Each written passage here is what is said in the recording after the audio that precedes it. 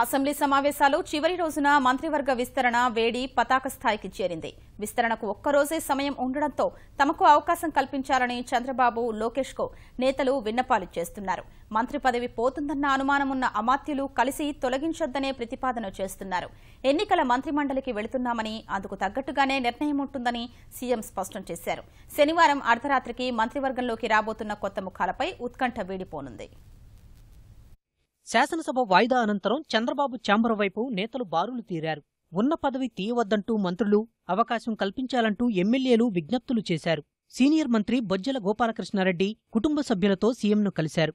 మంత్రులు పల్లె రఘునాథరెడ్డి, రావెల కిషోర్ బాబు, మృణాలిని, పీతల సుజాత ముఖ్యమంత్రిని కలిసిన వారిలో ఉన్నారు. మంత్రిమండలిలో చింతమనేని ప్రభాకర్కు స్థానం కల్పించాలని పశ్చిమ గోదావరి జిల్లాకు చెందిన పలువురు ఎమ్మెల్యేలు సీఎంకు విన్నవించుకున్నారు. రెడ్డి సుబ్రహ్మణ్యానికి మండలి డిప్యూటీ చైర్మన్ పదవి ఇచ్చినందుకు తూర్పుగోదావరి నేతలు చంద్రబాబుకు కృతజ్ఞతలు తెలిపారు. మంత్రి పదవులు అందరికీ ఇవ్వడం సాధ్యం కాదని స్పష్టం చేసిన సీఎం, పదవులు రానివారు పనిచేయడం లేదనే భావనతో ఉండొద్దని గట్టిగా చెప్పినట్లు తెలుస్తోంది. అన్ని లెక్కలు చూసుకుని మంత్రిమండలి విస్తరణ చేస్తున్నానని చంద్రబాబు అభిప్రాయపడినట్లు పార్టీ వర్గాల సమాచారం.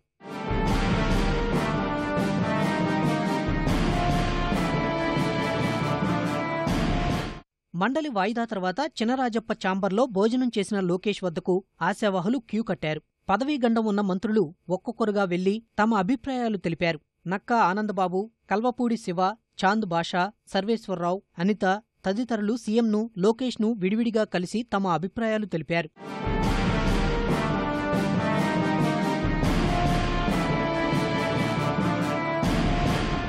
అసెంబ్లీ ప్రారంభం రోజు సభ నిర్వహించిన ప్రదేశంలోనే మంత్రివర్గ విస్తరణ కార్యక్రమానికి ఏర్పాట్లు చేయాల్సిందిగా సాధారణ పరిపాలనా శాఖను ప్రభుత్వం ఆదేశించింది. ఉదయం 9:25 కొత్త మంత్రులతో ఈ ప్రదేశంలో గవర్నర్ నరసింహన్ ప్రమాణం చేయిస్తారు. మంత్రివర్గ విస్తరణలో భాగంగా సచివాలయంలో ఛాంబర్ల వెతుకులాట మొదలైంది. సచివాలయంలో ఇప్పటికీ 19 ఛాంబర్లున్నాయి. కొత్త మంత్రులు వస్తే ఛాంబర్ ఎక్కడే ఇస్తారనే చర్చ జరుగుతుంది.